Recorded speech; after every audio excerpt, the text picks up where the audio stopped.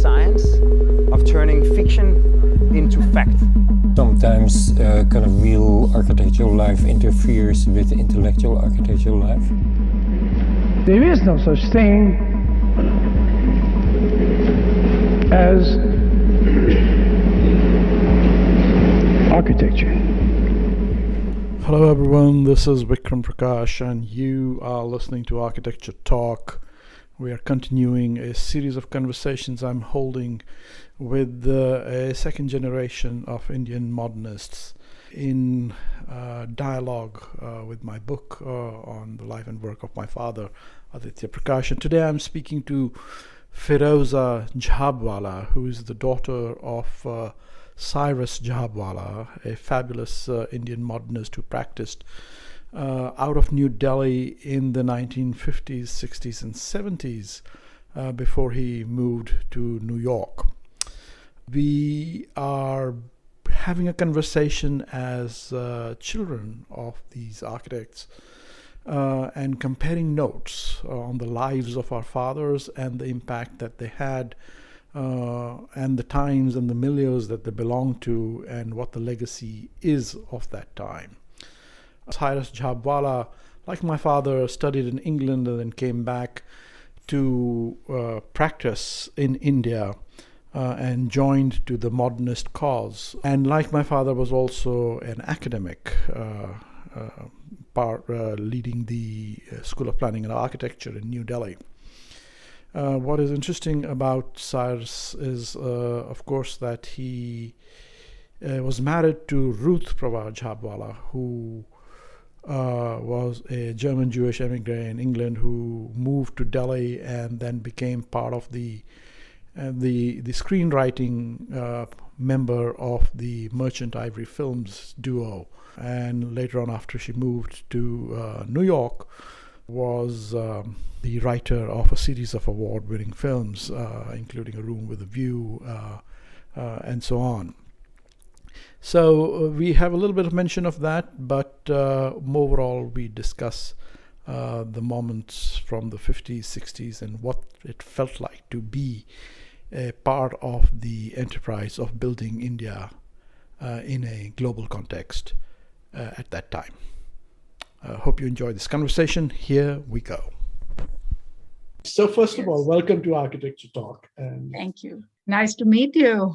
As well, it's very nice to meet you. Strange way, I feel like we are anciently connected, although we have never spoken. Exactly. I was going to say related. Yes. Almost. So it sounds like our fathers had parallel careers, mine in Delhi and yours in Chandigarh. Yeah, I think very parallel careers. I mean, they both grew up in colonial India with nationalist backgrounds. Yes. Moved to London. I think your fathers moved in 46. My father moved in 47. Got his ARIBA. Yes. And they both came back. And they both, my father joined the Chandigarh Capital Project. What year was that? 52. Oh, okay. But then went on to be the principal of the Chandigarh College of Architecture. So he was an academic like your father at SPA for a long time. Yeah, my father, was your father practicing at the same time? He practiced after retirement, but he built a lot of structures, as the architect in Chandigarh. Then he designed the agricultural universities as part of the Green Revolution in the 1960s. And then he designed a lot of theaters. That was the other thing they had in common. Was that theater, big time. My father was big into theater. He designed a lot of theaters. He acted in plays, designed sets. Yeah, well, my father, I think it was a national time. And theater is a form of self-expression. Yeah. And so they were very involved with that. My father's partner, R.G. Anand, was also very involved with theater. And as you know, my mother was a writer. Yes, of course. So he was very involved with literature. So but not all of them were. Not all of them at that generation were. even in the architectural education, he would encourage a lot of theater within the SPA. And a number of them went off into other fields. For example, Arundhati Roy Yes, was a student. Yeah. She's Yeah, not a practice. The character played by Roshan Sheth was famously based on your father, I think. Yes, I know, but it's by I saw it. in Annie Gives Them Those ones. The funny thing was they never met my mother, but somehow she imagined her. I found it on YouTube and watched it. Yes. Oh, you did. Yes. I was going through this amazing booklet that you have put together, and thank you for doing that. I mean, it's such an important document. Your sisters were probably. Yes. We all three worked together on it, and it was very helpful when I was working on the website. Right. So a lot of information. Well, it's not just my sister, also students. We are in close contact with a number of his students still. I'm good friends with the Chishti family. Iftikhar Chishti is an architect in in Delhi. Right. So I was good friends with his brother in New York, and then I just sort of reconnected with the family I had known in Delhi. Yeah. And so after our father passed away, it was his suggestion that why don't you go, we need to take photos of his work. And luckily we did, because a lot of the residences are now torn down. Delhi is just completely new. Completely changed. Yeah. All the modernism is coming down. Many of my father's buildings have been torn down. And Rajawal's Hall of Nations came down. And so that era of modernism is coming down rapidly. That generation is being erased under the new administration. We could that's a whole other story. The latest is the Rajpath. Yes, Delhi is unbelievable. Yeah. So you live in LA now, and but you grew up in Delhi? I grew up in Delhi. Yeah. Very close to my father. Yeah. My mother was also a busy professional. You were the youngest, right? Yes, I was the youngest. I was the baby. I was left home with them. By then, my mother was leaving a lot because she had her work in New York. She really felt a lot more fulfilled working with merchandising, and her publishers were in New York and England. Right. So my father and I spent a lot of time together, got to know each other really well. Poor guy was left with a teenage daughter, talking back to him. Yes. But that's lucky for you. You got close to your father. That's a great feeling, no? I was very close to both my parents, right to the end. Of course, as we get older, we understand them better. And so as I got closer and closer to them, and of course, my father ended his life with me. In my home. We told him after my mother passed away, we said, you really need to, one of us wants to be with you. So which one would you like to choose? And he chose me because he wanted, my father was a very caring person. He always felt very responsible for all of us. And he really wanted to close his affairs before he went. And most of it by now was in America. So he stayed here. Right. Yeah, no, my mother is here too now. I mean, my father passed away in 2008, in India. And then my mother lived on for 7-8 years in India on her own. She was younger than my father. So now was she working? Did she have a no, she was a homemaker. But now she's here. She's with my sister in Texas. In Dallas. Yeah. Okay. And probably enjoying herself.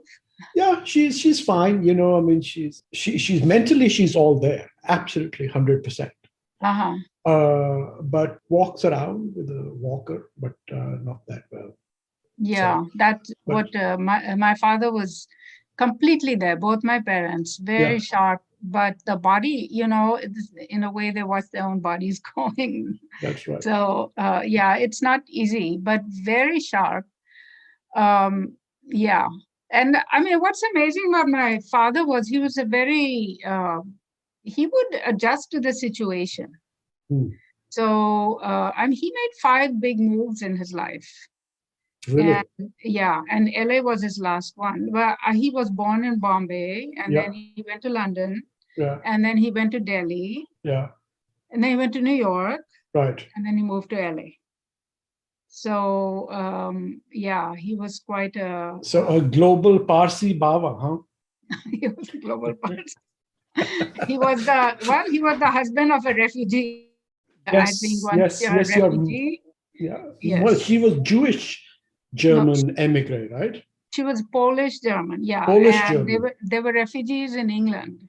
Yeah. And that's where he met her. That's a funny thing. There are 2 things about our stories which are parallel. First is that, my father was also really wanted to be an artist.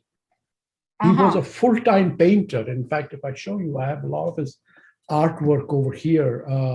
Wonderful. The book I just published on his says his art, architecture, and urbanism. He really wanted to be an artist, but there was no way for a man of his generation at that time who was going to be an artist. You have to be a proper profession, correct? And maintain a family, basically. And maintain a family. Right. You had to sort of run the family.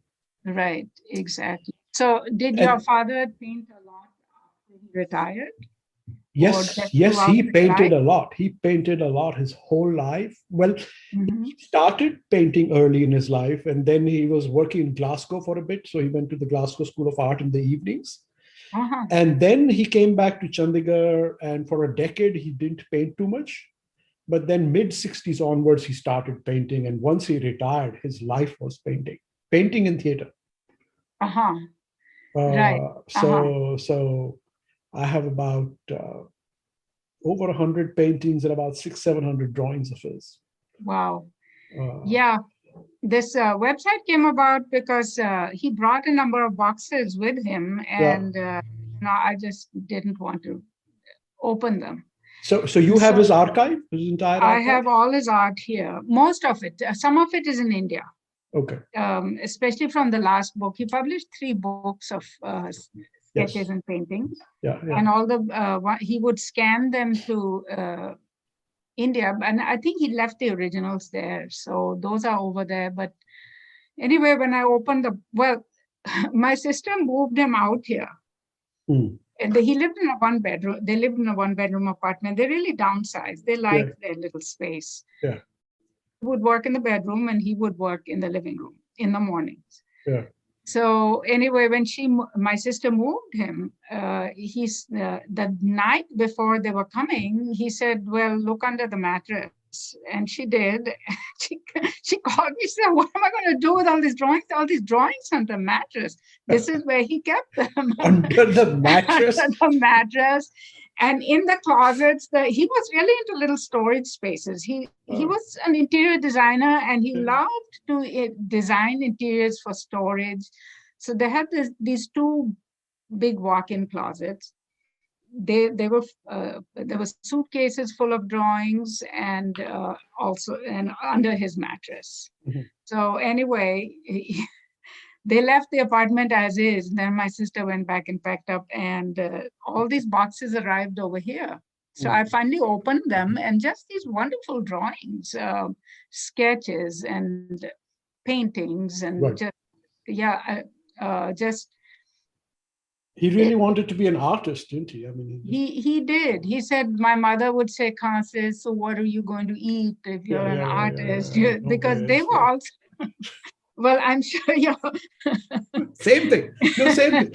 But here is the one difference that came down between our fathers. Here's the interesting thing is, I have all my father's diaries, journals from 1945 to 52, 53. They are now in the archives, in the Canadian Centre for Architecture archives. So they're publicly accessible.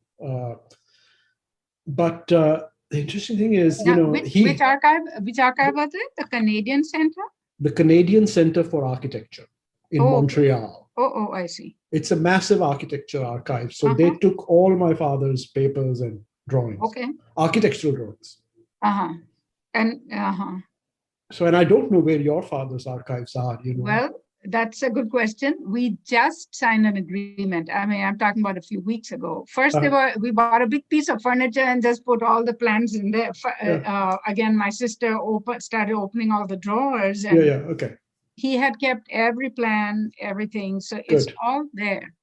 And then we just signed with SEPT. Okay, SEPT archives. Yes. Okay, fine. So we're just, we would like to use them for research, educational purposes. They said they would, I mean, it's the only architectural archive in India. That's right. And so in a way, we decided, because we didn't spend too much time looking because my sister is moving and we really needed to get. Yeah, and she's in Ahmedabad anyway, right? She's in Delhi, actually. Oh, Delhi. Oh, okay. She's in Delhi. She works out of Ahmedabad. But now mainly in Delhi. Interesting. Yeah. So what I was saying was, I was looking through my father's journals, and what I found out was he had a long relationship with a German Jewish emigre woman while he was in London. Now, what year was this? 47 to 50. 51. And he was in London. Yeah. But not have been my mother. No, it wasn't your mother. I know. Because my father, you know what he did? I know. Hear about this. That's why I'm asking the year. Because my mother left, he met her. And in his mind, he had met the one. And in his mind, he was going to go back to India and set up all of this, set up a way to earn a living for her, to bring her there. But he never told her this. He left her there for 2 years, didn't write to her, nothing. So she thought, well, I guess it's over. And then he wrote and said, well, do you want to marry me now? And she said, okay. And that's it. That was it. And that was 1951. They got married. Yeah. I think my father would have been so jealous of your dad because I know my father wanted to marry her, but his family wouldn't allow it. His family wouldn't allow it. My goodness. So, and now I think about it because I remember, my dad, Jhabvala was a well-known name in our house, part of the circle, but I never knew this sort of I wonder if they ever talked about that. Well, he came back and talked to people who had foreign wives because he wanted to know what it would be like for her. And he understood that she would be very dependent on him. Right. So, but here he did not have very strong, he was very strong family ties in the sense that their family was, his father was a trade unionist and spent 7 years in jail. He's a communist, yeah. No, I don't think he's actually he was a socialist at least, but he was a trade unionist. And anyway, so I think with a big family like that, this all just sort of went their own ways. They was close. My father looked out for his sisters throughout his whole life. He looked out for his sisters and he kept in touch with his brothers, but the family, he never listened to what his mother had to tell him. Right. I mean, education was important, but there was no hold on them. And a lot of them ended up marrying foreigners. Really? Which for Parsis, that generation. I think the sisters, 3 of them married in India. I think only 2 of them married, 3 of them married Parsis. The rest all married outside, which for Parsis is very not good. We're not supposed to marry out. And so we were not brought up in the Parsi tradition also. Right. So he didn't have that kind of hold, but he did have a strong sense that, yes, he was Indian and he wanted to go back and work in India. And did he want to go and work in Nehruvian India? He had seemed to have a complicated relationship with Nehru. Here's something interesting. He believed in, developing a national character of architecture, but he didn't believe in imitations. So he said we have to work with that we have. And, they used to work with stone, and they had domes in the Mughal architecture. Now we are working with, concrete. And if you're just going to start putting concrete chhatris on buildings just for the sake of that it look Indian, that's sham architecture. And that was his thinking. And Nehru did not agree with this at all. And of course, Nehru won out on this one. So my father did no government buildings till Nehru died. And I then read he that. started. I read that. That sounds unusual because Chandigarh is completely modernist. I mean, right. But when was it built? 52 to 63. It's a thoroughbred Nehruvian project. Maybe he wanted something in Delhi. Now that is interesting. Why would that be? Why would he let Le Corbusier design a whole town? What I'm asking is, was this like a commonplace growing up in the old days in your home, a sort of a critique of Nehru at home? Or is this sort of things you have learned later? Well, I put two and two together. My parents were not that fond of Nehru. And I put two and two together as when I grew up, that I said, this is what happened. This is probably what happened. I mean, I have a great admiration for Nehru. I mean, I feel like he was India.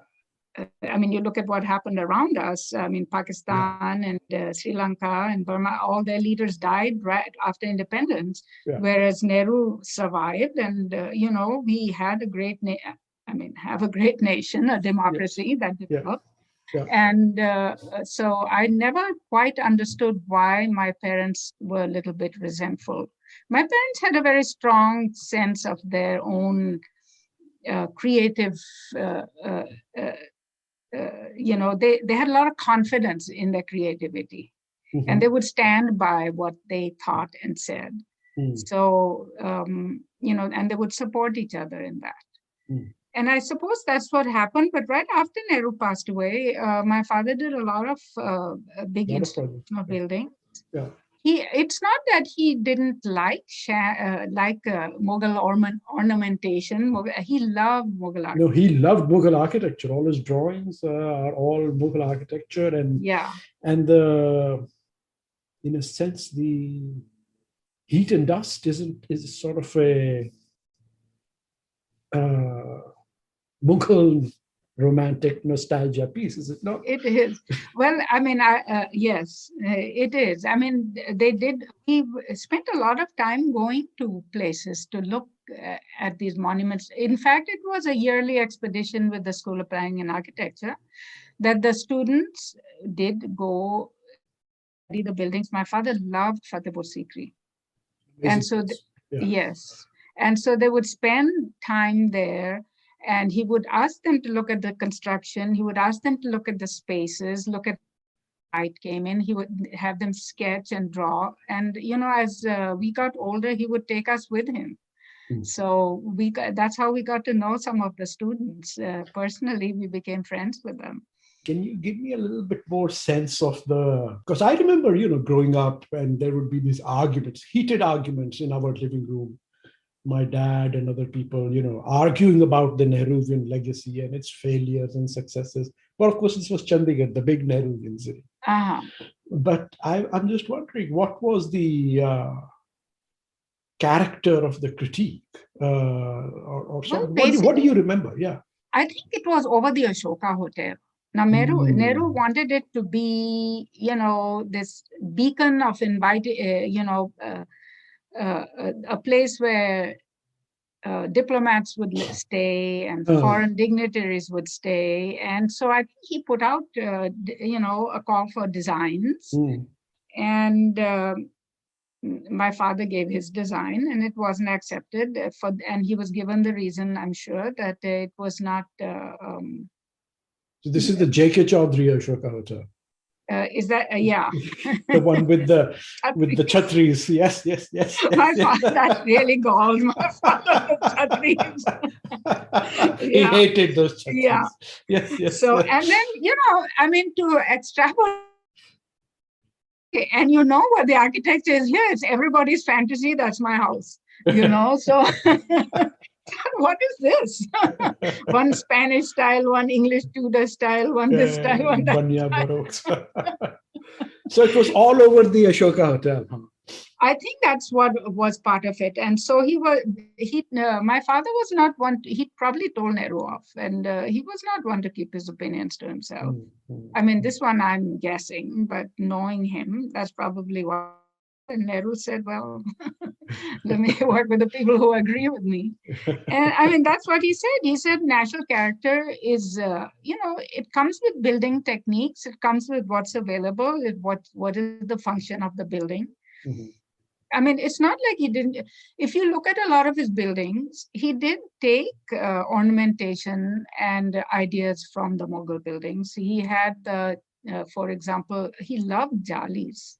There's so many beautiful jalis in his buildings. He used a lot of chhajjas to keep the cool air, for heat, and colonnades. In fact, all this is familiar to me because we grew up in houses that he designed. And my sister Renana, all her life has lived in a place that he's designed. So you're very familiar with modernism, but how did your mother feel about growing up? Living in India. I mean, she was like doubly displaced. Well, she loved it. She loved coming. Well, you have to think about where she came from. She came from Nazi Germany. They left in 1939. And then they came to England, where they were being bombed, the Battle of Britain. She lived through that, and she thought they were coming. And then, so then they had to live through all the rations, and it's gray and it's cold. And, her father had wanted to go to Israel. So, and somehow she had a connection with the East. So I think she was very happy to go with him. And I've heard this story from other English ladies I knew in India. My school principal was English, and same thing. She met this Indian man, and off she went. And she loved it, and it was sort of her muse in a way, because my father would come home and tell stories. Now, by the way, my father really believed in architecture being a holistic sort of profession, that you give the plan and then go by. You have to talk to the people and understand, what it is that you need. And then you have to be on the construction site. You are the one dealing with the contractors. You're the one making the adjustments. And so he had a lot of dealings with different people. My mother didn't go out that much, but he would come home and tell her stories about the contractors, about the families, and she would go to gatherings, picnics on Sundays. And you can see it full of the characters in her earlier books. A lot of them are contractors, contractors' families. And just sometimes I look at the dialogue and hear my father. Oh, really? Yes. That's interesting. I mean, he was your father wrote his journals. Yeah. My father was all talk. And he was amazingly humorous. Your father was all talk. My father was so funny that when I was doing this website, somebody said you should have just a separate section for humor. That's funny. So that's interesting. He was. But did they cross? Did they try and cross architecture with all her writing, or the story of modernism? They kept things separate. I think. We would go with him, all of us, and he would be doing his sketches, of the monuments, and we just sit there. My mother would be reading, and I'd be doing something else, and so we kept him company with stuff. My mother did her writing on her own. She had to have her 3-4 hours not talking to anybody. I see. And not too much. I think he supported her a lot in the later years as her name sort of eclipsed everything as she became a movie persona. So at that, after the Booker Award, things started changing. And I mean, before it was his career. And hers sort of became the one that became Yeah, the stronger one. Yeah, she became the big name, no question about that. But he was okay with that. He supported her throughout his life as a writer. As she was being rejected by all the publishers, they both had a very strong sense of what their creativity was. Very strong confidence in what they were creating. So I think it also, for my father, being in Delhi, it was a city of refugees. And so even though he didn't get some of Nehru's projects, there was a lot of work. Yeah, a lot of work. Yeah. The city had to be planned. They did a lot of them, plans within the master plans. They did a lot of residential places, a lot, because there were so many refugees. They had to be housed. Right. And so he did a lot of that, but the character of Delhi changed. And in that sense, Mr. Anand, his partner, and Guglani, the office manager, they were part of that community, and they, I think, did a lot of the communicating. My father remained a bit of an outsider in Delhi. Yeah, right. So when Mr. Anand passed away, it was really hard for him to keep the practice going. By himself, By himself. He was in his 60s. His wife wanted to go to New York, and so he was going back and forth. I think the fact that he was not from the character of Delhi had changed. He was not part of it. I think that did affect him a little bit. So how did it feel to grow up in that extremely creative, individualistic, such strong creative household for you? Well, I was the baby, so they were just like, you do what you need to do. They were just doting parents. I think my sister is an architect, and then became a planner for the Crown. She lives in England.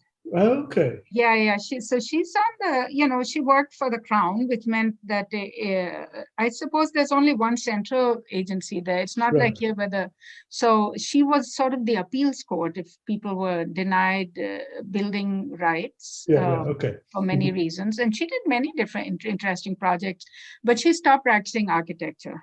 She felt it wasn't quite for her. She draws a little bit. My other sister is a trade unionist, and she does write. She writes. In fact, right now, she just came out with another book about housing, the Mahila Housing Trust. They do housing through Seva. And so she's been involved in a lot of housing and quality of life issues, sewage, and working with the doing community organizations, so they have trust in the government organizations to provide them with these amenities. I suppose I'm more creative. I do music. I'm a musician, and I'm have a little bit of the creativity, but we don't consider ourselves artists like our parents. Right. Our parents, in fact, my father, he considered himself an artist first, like your father. And that's why he loved to do the exhibition pavilions that he used to do. It really gave him a sense, he felt like he was doing it for an immediate audience. And there was so much excitement when those pavilions were being designed. And I mean, what were they showing? They were showing mines and minerals, and whole crowds of people would come just to see these pavilions. And so and he would get artists to draw murals. He worked with Satish Gujral, he worked with Hussain even. So I think Delhi was just a vibrant place where these things sort of mixed. I'm sure Chandigarh too, theater, art, literature, theater, art, all these things were mixed for my father. They were all part of one continuous spectrum. Right. The book I just published on him, and I'll send you a copy, is called One Continuous Line. Yeah. It's about the continuous line between art, architecture, furniture, theater, photography, academics, and planning. Right. And also when they practiced, I mean, it wasn't, they didn't specialize then. Landscape was part of it. Yeah, interior design was part of it. Absolutely. But just to, as an aside, I was looking at the paintings. My father did very architectural painting, drawings and paintings. Whereas your father's is more abstract. Yes, my father is much more, he did all kinds of stuff, very modernist, Beautiful, yes. All kinds of things. I'll send you the book. A lot of abstract stuff, but he did a lot of Indic stuff also. Your father was mostly drawing from life, right? Architecture, buildings. Yes, completely. Yes. He saw himself as recording a disappearing New York also. Yeah. Because they were tearing those buildings down just as he got there. Right. In fact, there's a series of paintings where the building is up, then just the facade is up. Yeah. And then the third one was the facade with the new building coming up. With the new building. Yeah, I know. This is the system here. We have this too. So how old were you when you left India? I was 18. My mother by then was pretty eager to leave. Right. So because of her work? Because she was very connected? Yes. I think she was beginning to feel too much like an, the critics were very hard on her in India. And I think it finally did get very hard. It's very, Why? Once they found out she was an Indian, they didn't like her. They thought she was too critical. Actually, her earlier books are not critical at all. They're wonderful pictures of Indian life. But that's, people were just unnecessarily mean. And you know what? Things have changed so much. We just had another book come out. We compiled stories and put them out, published it. And people, every reviewer was either Indian American or Indian English or Indian, and all, so much nostalgia. It's like they rediscovered her. They thought she was wonderful and so different from the kind of reviews she used to get. Right. And also, the production company she worked with, James Ivory and Ismail Merchant, were based in New York, and they kept saying, come, we've got all these projects we need. She did all their screenplays. Right. And she felt less alien there, a lot of Jewish refugees there. Yeah. So of course. She sort of pushed me out first. I was going to Indraprastha College. I had gotten admission. Yeah, IP, yeah. The famous IP. My mother went to IP. I wanted to go to St. Stephen. My father said, no, just apply to college. We have to go to New York now. Your mother wants us to go. So I went, and then my mother said, why don't you stay here and study piano, and then I'll come and join you when I can get my things together. And they found a little room in an apartment and a piano teacher who wanted to work with me. Well, this piano teacher actually didn't want to work with, but he did want to work with me. He was very sweet. But he really also wanted to work with Merchant Ivory. And he ended up being their composer. I see. All their movies after, all the big hit movies. So that's how I ended up. So you were just pathway. Exactly. So I came here, I applied to California. I thought, you know what, I'd better go back to college. So I applied to California and I stayed. I have an American family now, so my children are all American, and I just stayed. Yeah, of course. Yeah, same. I came here, grad school, and now I'm married to American woman and kids growing up here. So that's how it is. Yeah, I think you all are just a little bit, your father was just a little bit younger than us, just maybe few years behind my father in age. Anyway. Probably, yeah. He was born in 1920. Yeah, my father's 24, yeah. Yeah, so yeah, my children are grown up now, so yeah.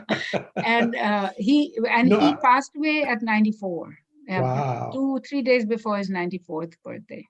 And we had a big party for his 93rd birthday, and students came. We reconnected with students here.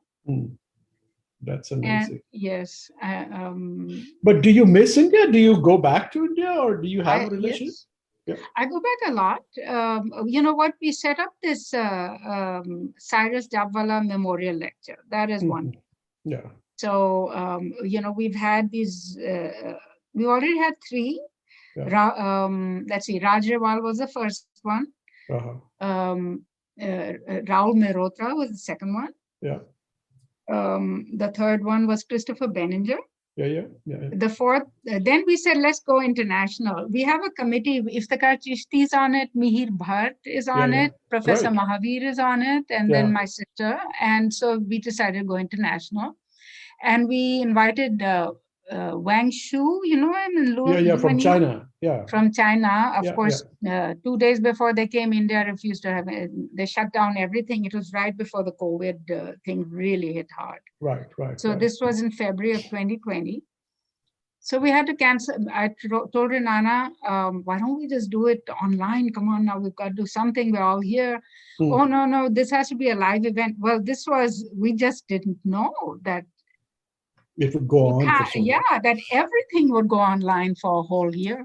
Right. We just were not able to press it. So that one didn't happen. And now we're going to have a Zoom one with Ada Karmi Melame. So she's going to be speaking, and we try and do it September 27th, because that's our father's birthday. Oh, and by the way, I listened to your Zoom talk, and on your father's birthday, March 10th. Yes. Yes. Yeah. Thank you.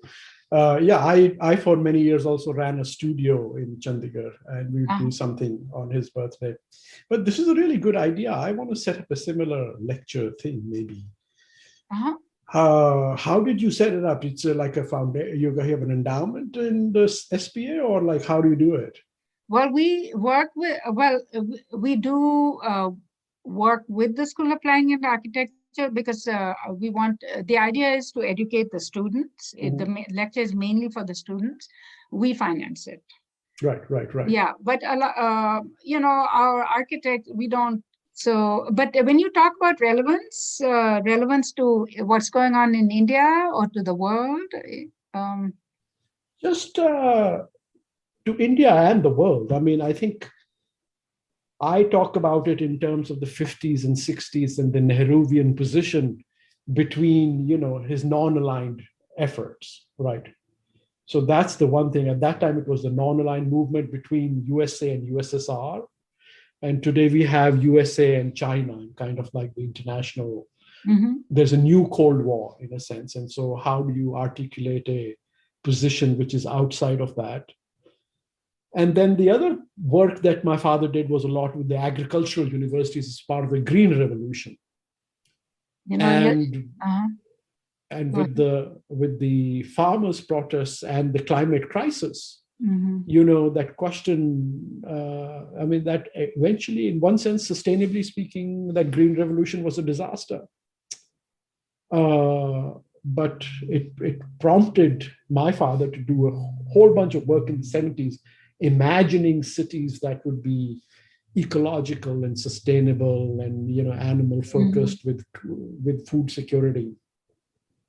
And I think while he was, of course, a high modernist, planning everything, it was all his vision. But the question of the climate crisis is, there cannot be a bigger question today. So, well, there were people of their times, and the real issue at that time was food security. Yeah, and so that's what he was focusing on. And my father, we growing up in Delhi, and Chandigarh is near a lot of cultural areas. Yeah. So it's right in the middle. Yeah, and we were in the middle of the growing slums. And that was something he was very concerned about. In fact, he asked the DDA to give some plots to the School of Planning and Architecture, and they were tearing up the slums whole thing. and building these tenements for people far away. And he said, well, let some students design some relevant architecture for these people, something that using the local materials and, functional buildings. Right. So they were both people of their time. They saw the social issues and they tried to work. I don't think my father had much success with that, with the DDA. They ignored him. But But did you go to SPA often with him? I mean, I'm trying to get into, because they were both academics also. Yeah, I was there all the time, but I was, but the reason I was there all the time, this is interesting, is because of the gas prices.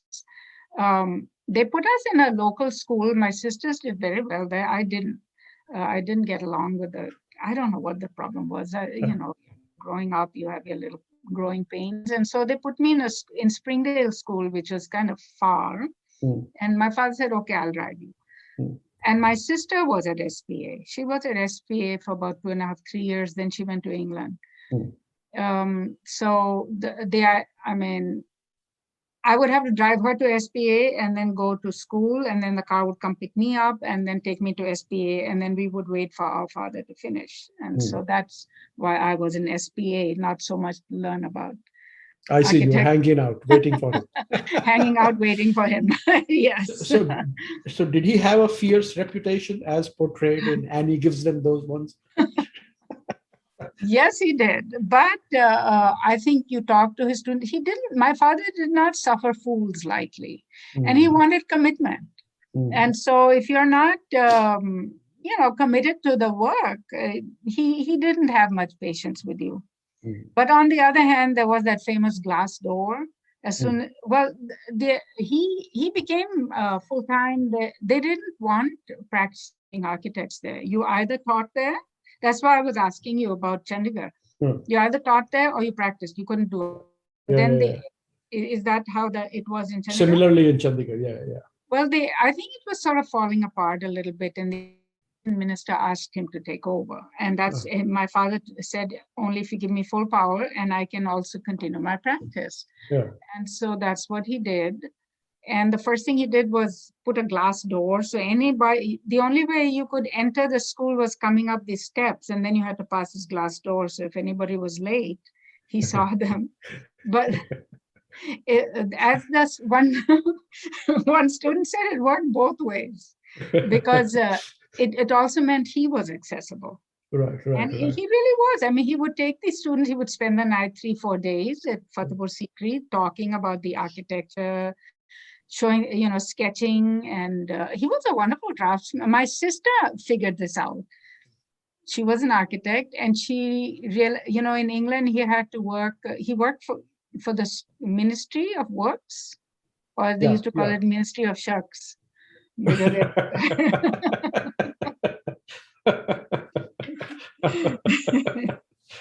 Sure.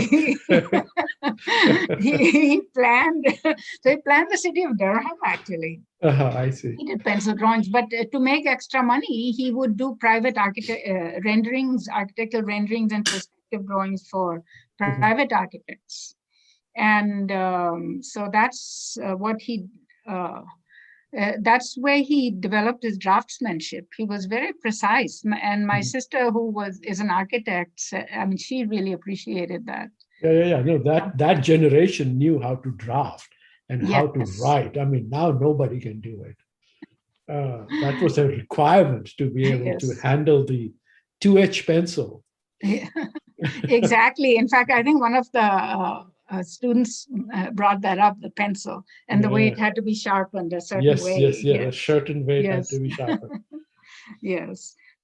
Did he feel nostalgic about all this towards the end of his life? I mean, since he basically lived in the US in the end, did he talk about 60s, 70s India, or did he that's been there? Parents were pretty much, I think it was a loss for him. But my parents were very much move on type of people. And you just moved on to the next phase of your life. And the next phase was his art, and making sure his family was fine, making sure his wife was taken care of. So that's what he did. In my house, he went back to his Bombay life. It was a very chaotic life. I mean, there were 7 children. Father was, the British were harassing them because the father had been arrested. And he would talk about that a lot. Bombay times. Yeah. My parents didn't talk too much about their creative work with us. So it was left Why not? to us to find, I to this day don't know. Did your father talk a lot about his work to you? You couldn't shut him up, Really? Yeah. They talked to each other. Really? They wouldn't, yeah. They were just too much in love with each other. Well, they were sort of whispering at each other, but it was mainly about their work. I mean, yeah, they were quite secretive about their work. But he loved to take me to the sites with him. He would take me to his work sites with him. And especially as I got older, I saw a lot of the exhibition work sites, go to cottage industry. Even he was involved in the cooperative movement. We would go to Super Bazaar. He designed helped work on the Super Bazaars. Yeah. I actually went to a school where he was working on the school while I was there. So, I mean, it was being created right in front of me. But he would not talk about the why or the wherefore of why he was doing it a certain way, or no, he didn't talk much about that. And what about your mother? Did she take you to the, I don't know, production sites or whatever? Not at all. She herself didn't go to the production site. Not at all. She wouldn't even tell me when a book was published. Somebody say, "Oh, did you read your mother's new book?" And I'd call her up and I'd say, "Why did you not tell me?" That's amazing. And they just sort of look at each other and smile. And then a copy would arrive in the mail with a signature, to your daughter. That's funny. That is so funny. Well, he started opening up more, I think, as he knew he was going. He knew I was the one that had to take care of everything here. And so he started opening up more about things. But I think my sister in India, she was able to catalog all his work. We have a spreadsheet of all his work. I was able to, and my sister in England and I were able to catalog all my mother's works. And James Ivory was able to help me with a lot of the movie, the tracking down different things. Yeah. So, So what are your plans? You have these 2 big legacies. Huge. Yes. Well, it's a work in progress. Yeah. It's a work in progress. I have an agent, my mother's works. And yeah, of course. Well, your mother's work is, okay, go on. Sorry. Yeah, but we go on from there. And so I've been reading the earlier books, which I think would make wonderful series. So we'll see with that. And with my father's, I think the art, I would like to start thinking about it. Yeah. But I think you should make a movie about the life of your parents. Their life and story. I mean, it just is. It sounds like a Ruth Jhabvala novel. That entire story. Well, things keep reaching out to us from the past. So with our father, his plans and his works, and then now somebody is doing a book on architecture, and she wanted to know about Kirorimal College. I didn't quite get an answer to my question. So how come Nehru wanted chhatris on the Ashoka Hotel but didn't mind a completely modern city in Chandigarh? I just think that from my understanding, I find that very amazing that he would want chhatris in Ashoka, because he was a committed modernist. All the projects that I know and all the architects he commissioned all over through my father's connections, etc., they're all modernist structures. And Ashoka Hotel was reviled in Chandigarh. It was like the laughing stock. That's what he wanted. Well, Yeah. Maybe somebody told him to stick to what he knew best and not. Nehru maybe just said we needed a modernist. So yeah, maybe he straightened him out. But he got straightened out. But Corbusier was picked for the project in 1952. So Nehru was committed to modernism big time. Yeah, I don't understand this disconnect. Some falling. There's some Delhi politics involved. I can tell. Because Delhi is such a, Right. Yeah. It could have just Nehru, but that's what that was our story as to why he didn't work so well with Nehru, because he was pretty frank about that. He just didn't like sham stuff. He said, we have to build what is functional for us. In fact, he used to come down really hard on the students. They were copying Richard Neutra, and the foliage was California foliage. He said, what is this? You are building a house in Daryaganj with this foliage. Why are you putting put a cow, put some garbage? This is what you need for the rendering. Put some cow and garbage. That's what Hindi also ki kachra dalo. That's right. But you must have had all kinds of people come to your house, no? I mean, yes, we had a very, Satish Gujral was a very good friend. Inder Gujral was his contractor. And I.K. Gujral gave him a medal or something, didn't he? He did. He gave him a big Architect of the Year in 1996 as Prime Minister. I think he was Prime Minister for all of 2 minutes. That's right. I quickly gave him an award. But what is your? Do you feel ambiguity about your location in the US, or you're very content with that? For many, many years, I did. I didn't become a citizen until 2003 or 4, something like that. Mm-hmm. My father saw the writing on the wall with the 9/11 attacks. He said, you better change. So I did that. I mean, I had a green card for a long time. Mm-hmm. And those were permanent. Mm-hmm. Until one day I sat down to read the newspaper. I had a day off from work. And it said that tomorrow your green card is not going to be valid anymore. Mm-hmm. I don't know if you remember that time, and they changed.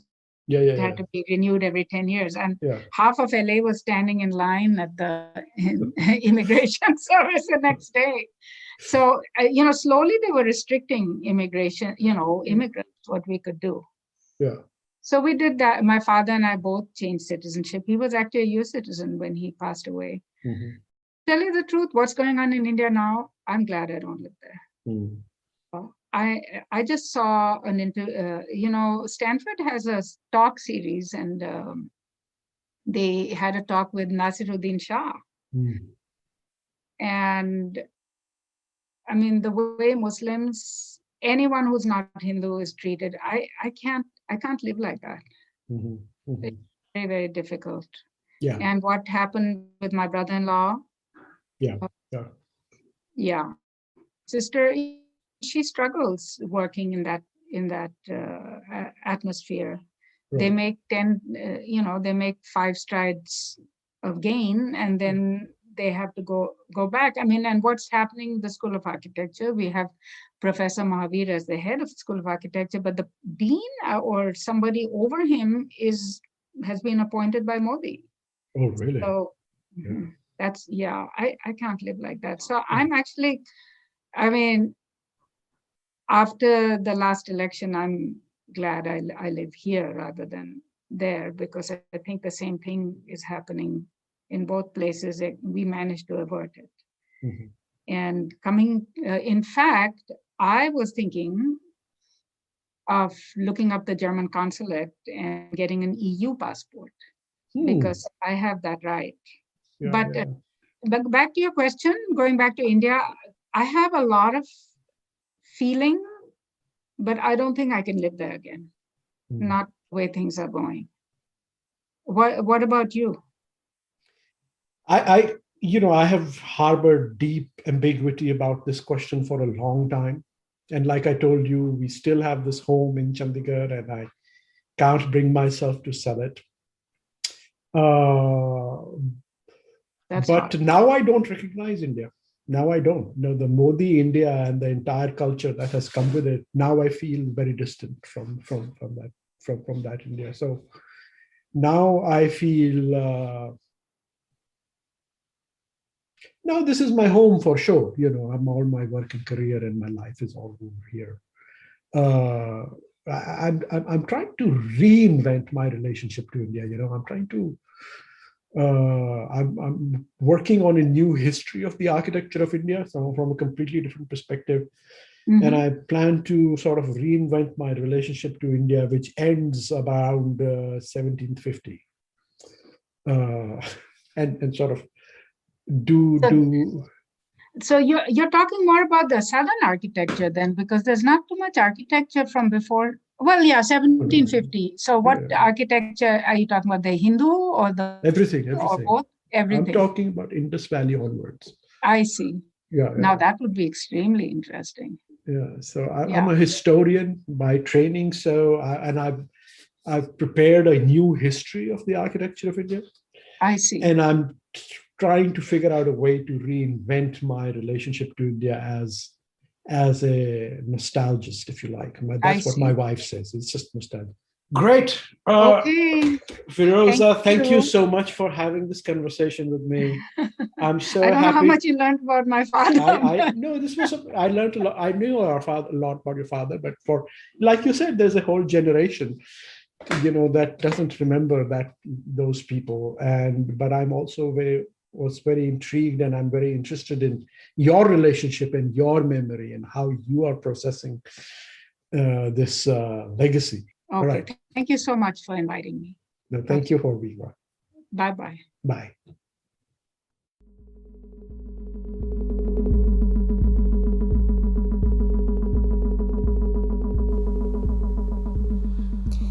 Thank you for listening to Architecture Talk. This is your producer, Amelia Jarvinen. We hope you enjoyed the conversation, and if you did, please subscribe and rate us on iTunes or Spotify. We would also love to hear from you if you have any suggestions on new topics or guests. You can always reach out to us on our website, Facebook, or Instagram. Thanks again, and until next time, this is Architecture Talk.